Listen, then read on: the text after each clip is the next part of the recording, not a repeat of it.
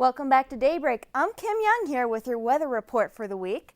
Monday, we've got a high of 51 degrees, partly sunny, decent weather for the parade.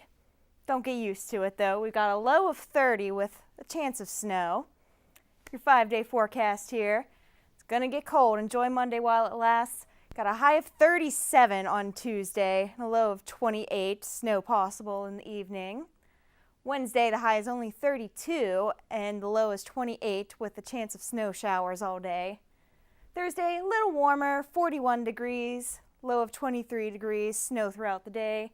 And finally, we've got Friday at 43 degrees, low of 25 degrees.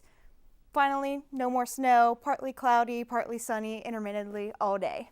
Now back to Joanne at the couch. Thanks, Kim. Now we have Ryan Bailey with sports.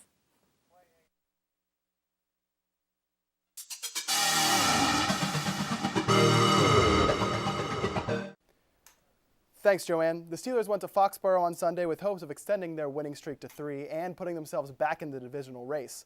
Instead, the Black and Gold left Gillette Stadium, having given up a franchise record in points, the Patriots scored 55, and yards allowed, 610.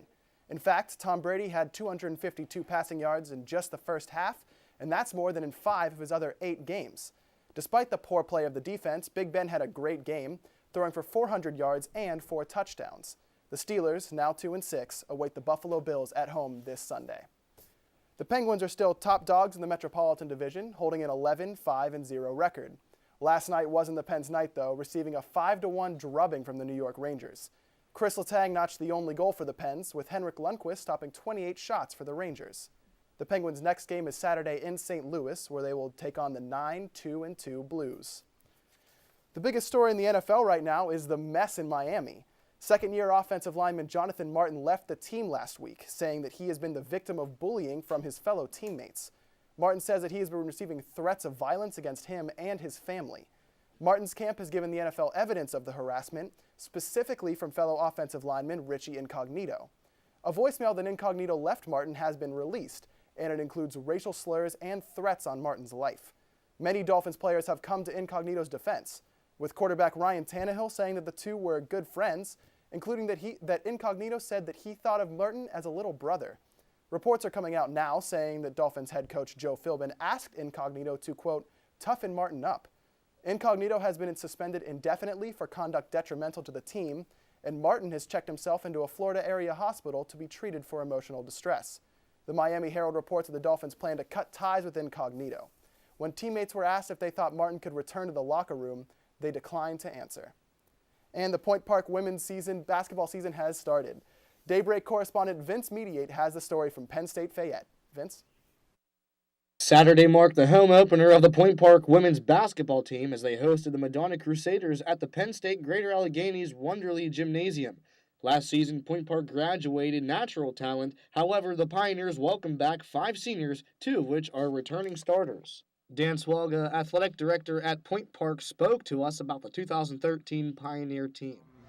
We did graduate some very strong and capable seniors, but we have a new group of recruits that we think are going to more than be capable of filling those shoes. Madonna, who was 20-11 last year, is ranked number 32 overall in the NAIA Division II, while Point Park is ranked number 39. That really doesn't mean anything until you play the games, but we're very, very hopeful that this team will be at the top of the KIAC conference at the end of the year. Point Park had 4 starters in double figures, led by senior Katrisa Savitsky with 19 points. Freshman Carly Force had 17 points and 10 rebounds before fouling out in the second half. Headed into the second half, the Pioneers had a 39-34 lead over the Crusaders, and quickly they took a commanding 47-36 advantage. However, they seemed to lose their pace as Madonna caught fire and took its first lead, 63-62, with just over 6 minutes remaining.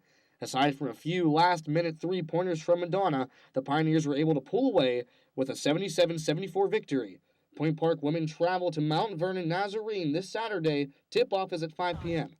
For UView News, I'm Vince Mediate. Thanks for that, Vince. Great stuff. That's all I have for your sports report this week. Let's send it back over to Joanne on the couch. Thanks, Ryan. Up next, Jess Shannon will be here with entertainment, and Tori Adams will be making Oreo brownie trifle. You're watching Daybreak on UView.